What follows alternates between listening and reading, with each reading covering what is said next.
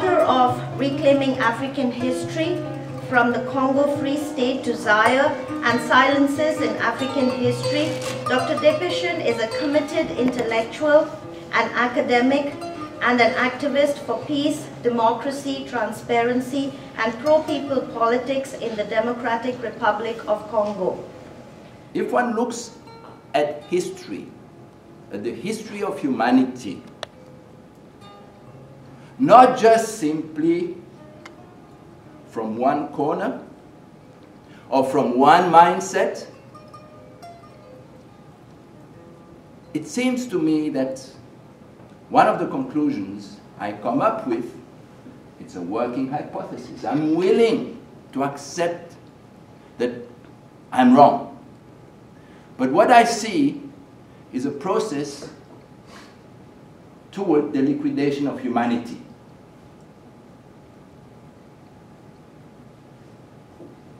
Why do I say this? Okay, let's look at the last 500 years. What we see in the Americas is liquidation of segments of humanity. Genocide, right? Stannard wrote The American Holocaust, and I presume some of you have read that. Now, speaking of the mindset, if you have always been on the side that won, obviously the mindset that you would build is one that says, well, no, that was not a genocide. They weren't doing anything with the land. So you erase the history that tells how the land was taken. You erased the trail of tears. You erase all of that. And in the process, of course, then you slaughter, then you realize you don't have people to work. So you go onto Africa. There's a lot of crocodile tears about changing Africa, right? And yet, what have we seen from the contact? Liquidation of humanity. Now, when you have the French saying, well, look, in order to pacify our conscience, let's just simply legislate these folks as movable goods.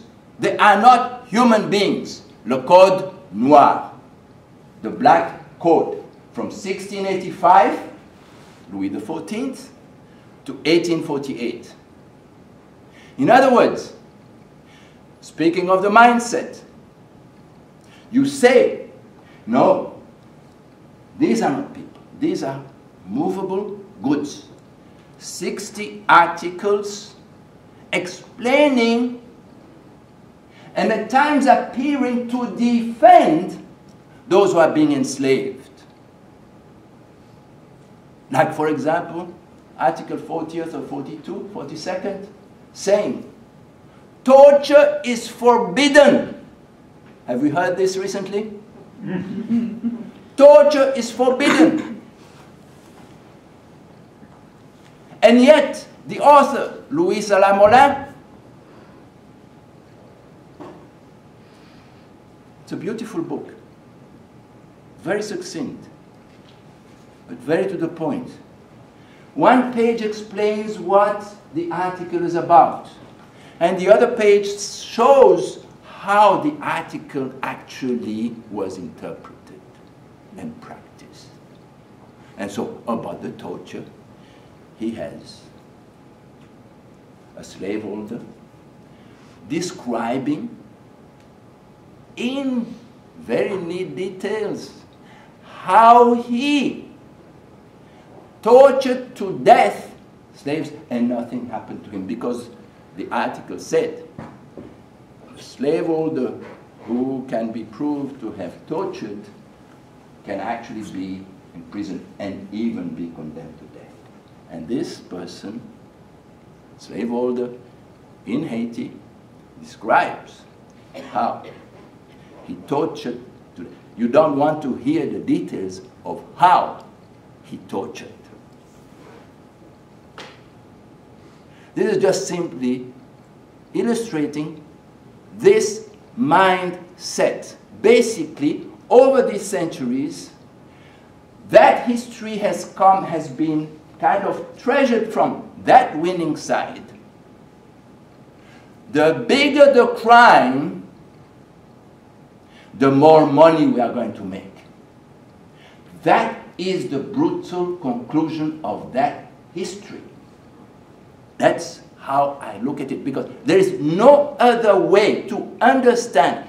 Today, people talking on both sides of their mouth saying that, yes, we have to protect the environment. And on the other hand, everything going on as usual. How do we explain that? If not from the fact that in previous cases, the lesson of that narrative, of that history as understood from that side was the bigger the crime, the greater the gain. So, is humanity still humanity? Just look at what's happening. Everyone, yes, we have to have the International Criminal Court. One of the countries that has pushed for this, you'll figure out for yourself which one it is not a member of the ICC.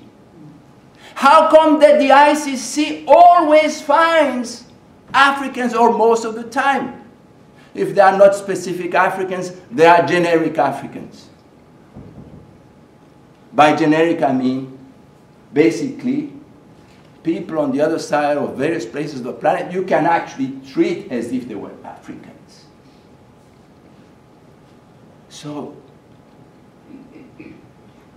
what if we approach this in the following terms?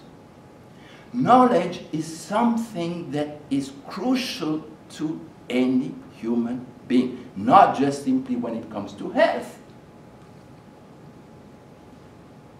So when you are saying, no, we don't need this, this would make these Afro-Brazilians thinking that everything is over. We don't want that. But the end result is that the entire Brazilian society is actually being damaged. I mean, this is like a healthy person saying, no, I don't need this, this left arm. I don't need it. I'm okay. That is what is going on. I mean, I try to talk to my colleagues who keep fighting for, and they should, better pay. You know, the teaching profession, I mean, most teachers have to work 2, 3 jobs in order to sort of, you know, make ends meet. But how to really make change, make sure that the change happens? The ruling elite basically feels that things have been okay. And there's going to be a rude awakening, my sense is. I don't think it's enough to just fight for the better salaries. It's crucial that people really work at changing the mindset that has brought us where we are. I mean, I'm working now, I'm trying to work on something called a just simple question. It's talking about humanity. But you see, in liquidating humanity, it is very obvious to me that this process that has become more and more anonymous, completely out of control, is actually doing away with history. Just look for yourself and see how the so-called analyzers of these crises go about it. In 2008, they wouldn't even mention 1929. Now, everyone mentions 1929. But surely, this mindset comes from way back. This mindset that says it's okay that certain parts of humanity can be discarded. The question is very simple. How did we get here?